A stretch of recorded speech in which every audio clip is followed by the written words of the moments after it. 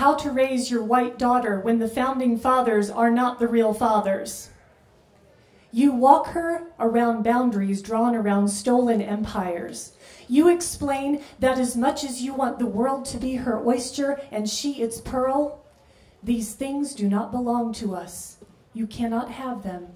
You take her to London, the British Museum, and stand in the raided, rebuilt shadow of the Parthenon, the dishonored languages of the Rosetta Stone. You explain that everything in this building is stolen, and you invite her to be the one who returns them to the rightful owners. You touch the hair on your own goddamn head.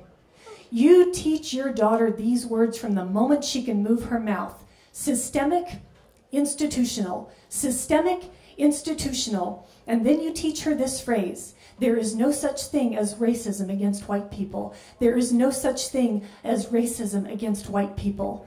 You know the difference between the 14th, the 15th, and the 19th Amendments. You teach your daughter this equation: that the number of years that white men have been able to vote equals the number of years that white women and minorities have been able to vote, times 4.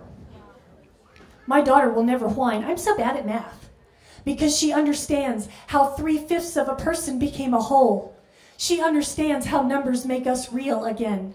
She knows the power of calculated risk. You wait your turn in line.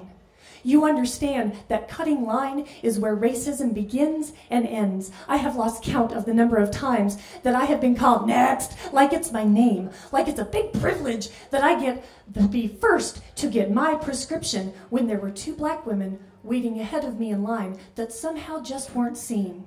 My daughter understands that some people really don't see color, that some people really don't see black or brown. I tell the clerks this. They get annoyed. They get offended. I don't care.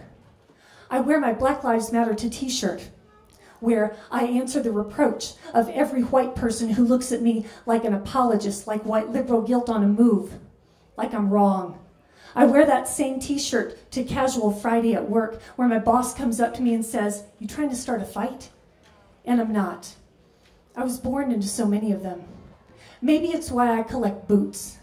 I have a closet full of ways to walk, and a daughter who knows how to lead and how to follow. She knows this appalling inheritance. She understands these squatters' rights, and she knows that she will grow into these boots that are just her size.